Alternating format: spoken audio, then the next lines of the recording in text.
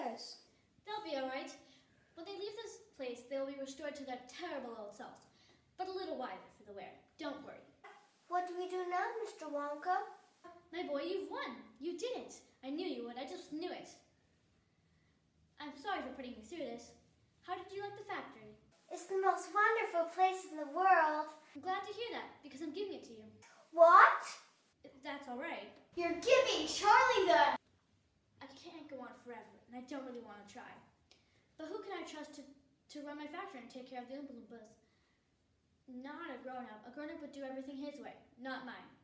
So I decided a long time ago that I need to find a child. A loving, sweet child. To care for all my candy-making secrets. That's why you sent the golden tickets? Yes. The factory is yours. You can move in immediately. And me? Absolutely. But what happens to the rest? Okay, now. I would like you to bring them all. The whole family. But Charlie, don't forget what happened to the man you got everything he wanted. What happened? He lived happily ever after.